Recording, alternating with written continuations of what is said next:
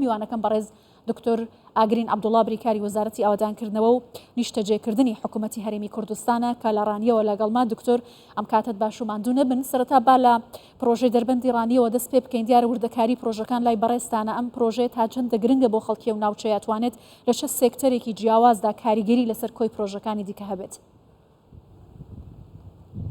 بەڵێ زۆر سپاس بۆ ڕەخساندنی ئەم دەرفەتە. سڵاو و ڕێزم بۆ بینەرانی کوردستان 24.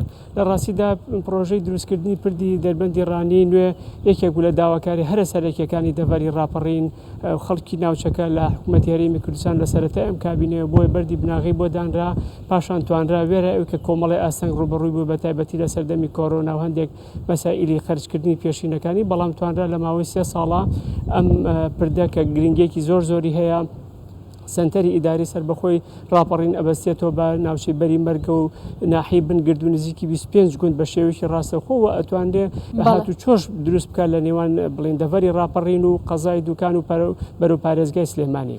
باشە، ئەم پرۆژەیە تا چەندە توانراوە کاری لەسەر بکرێت بۆ پرۆژەکانی داهاتوش؟ ئێستا لە دەڤەری ئیداری ڕاپەڕین چەند پرۆژەی دیکە بەردی بناغی بۆ دانراوە ئەوانەی کە تەواو نەکراون بەگشتی و پرۆژانەی لەو سنوورە هەن تا چەندە خزمەتی بە هاوڵاتیان کردووە بە تایبەتی کە ڕانیە بۆ ئیداری ڕاپەڕین شوێنێکی گرنگە بۆ هەرێمی کوردستان؟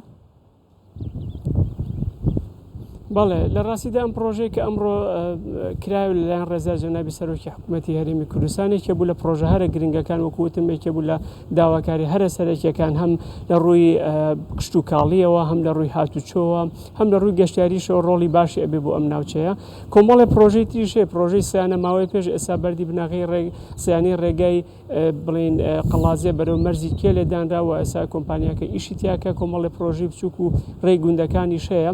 وەکو پرۆژەی گەورەش هەروەک بەڕێز وەزیری ئاوادانکردن و ئاماژەی پێدا بە دووسایتکردنی نێوان با بڵین ڕانیە بەرەو قەڵازێ ڕانیە بەرەو ژاراوە، ئەمیشێکێک لە پلانەکانی وەزارەتی ئاوادانکردن بۆ ساڵانی داهاتوو ئەگەر بودجە و بڵین پاری پێویست لە بەردەسابێ.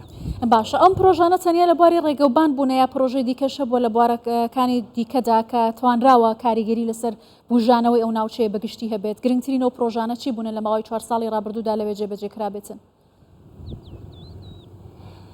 زیاتر ئەوەی ئێمە توانین قسەی لەسەرکەین پرۆژەکانی ڕێگاوبانی دەرەکیە، چونکە ئەوەیە تایبەتمەندی و اختصاصی وەزارەتی ئاوادانکردن و نیشتەجێکردن ئەوەی دەرەوەی شارەکان بە دووسایتکردنی نێوان سنووری ئیداری سەربەخۆی ڕاپەڕین و پارێزگای سلێمانی و بەستنەوەی بە پایتەختی هەرێمی کوردستان هەولێریش دووسایدێک هەیە کە ئێستا بەشی یەکەمی پێوتێ دوکان چوارقوڕنا، بەشی زۆری پرۆژەکە تەواو بۆ کراوەتەوە بەڕووی هاوڵاتیانە نسبەی ئینجازی 95 هەندێک بڕگەی هێڵکاری و دانانی نیشانەکانی هاتوچۆ و گاڕێلەکانی ماوە ئومێدمان وایە کە کۆمپانیا بتوانێت ئەم ساڵ دەست بەکار کاتەوە ئەو بڕگانەش تەواوکە کە ئەوە پرۆژەیەکە مەدخەلی ئیداری سەربەخۆی ڕاپەڕینەوە ئاسانکاریێکی زۆر بۆ هاتوچۆی هاوڵاتیان و کاڵاکە لە مڵ. بەڵێ ئاماژەتان بە دوو پرۆژەی گرنگ کرد، جوتسایدی سلێمانی هەولێر و هاوکات ڕانیە قەڵادزێ کە چەند ناوچێکی گرنگ لەو چوارچێوەی پارێزگایانە بە یەکتر دەبەستێتەوە. ئەمە کاریگەریەکانی چی دەبێت بە تایبەتی لە ئەم بوارە گرنگانەی کە پەیوەستن بە ئاوادانکردنەوە خزمەتکردنی هاوڵاتیان پرۆژەکانی ڕێگەوبان بەگشتی؟ بەڵێ بێگومان ئەمانی کە جەنابەت ئاماژەت پێدە بەشێکە لە تۆڕی شادەماری ڕێگەوبان لە هەرێمی کوردستانە کە پێوتێ ئارتیریال نێتوەرک.